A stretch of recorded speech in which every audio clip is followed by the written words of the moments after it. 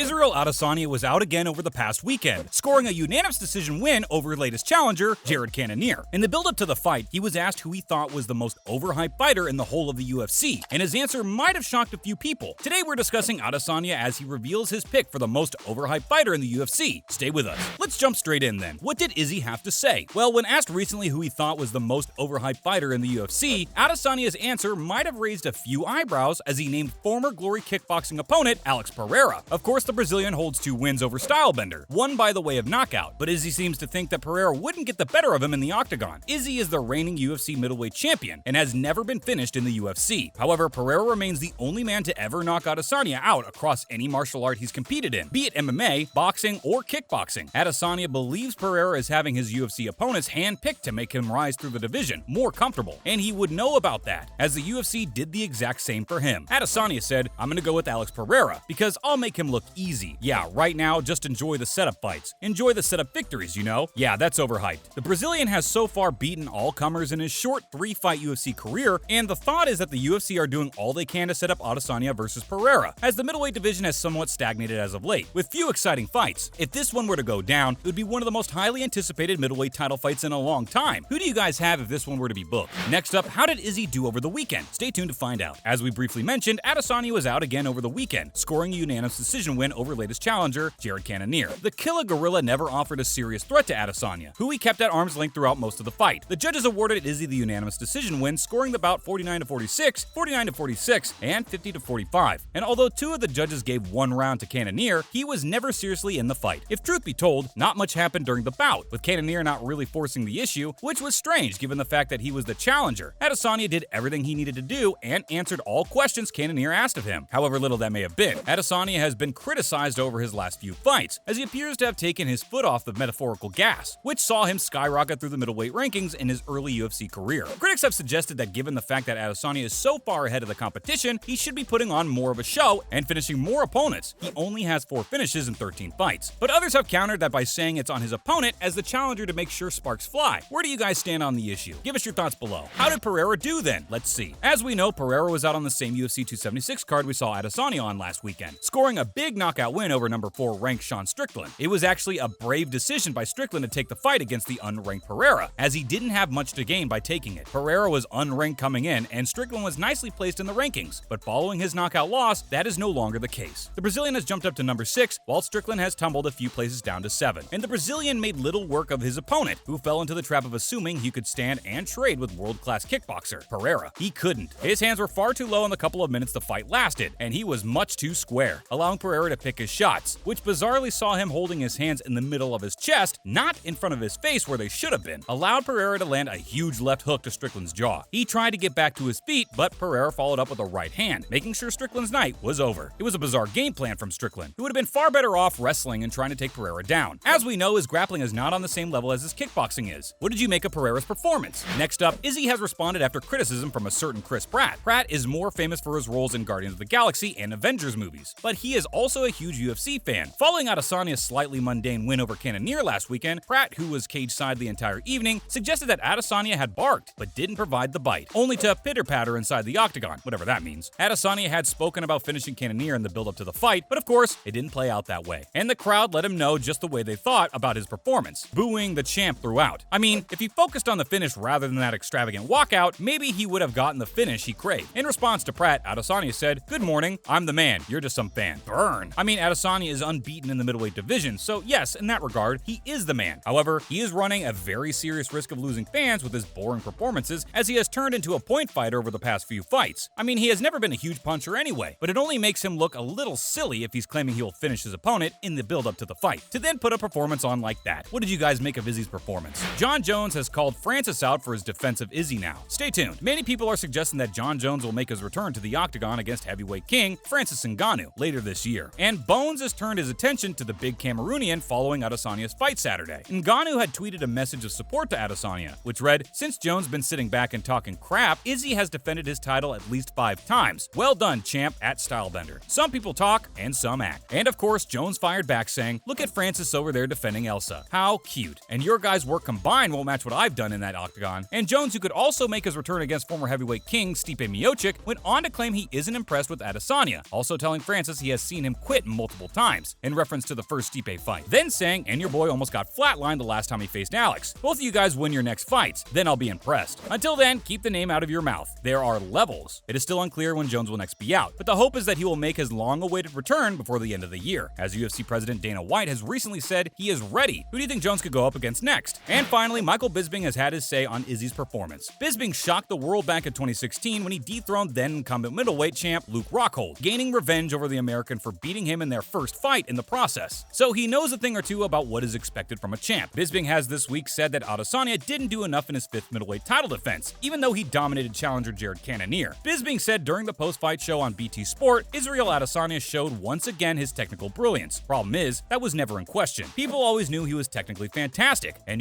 without flaw. The former champ went on to say that he wanted to see a little more urgency from Izzy, and more of a commitment to entertain the 20,000 fans in the building, as well as the millions of fans around the world who had paid to see him do what he promised, finish Cannonier. Bisping did go on to say that at the end of the day, the thing that matters is that he's still the champ, and Adesanya will argue it's not his job to entertain, his job is to win fights, which he keeps on doing. What do you guys think of Bisping's words? Let us know below. As always, thanks for tuning in today, and remember to stop by again next time when we'll be discussing all sorts of cool bits and pieces. And why not do us a solid by sharing today's video with any MMA heads you might know. Bye guys!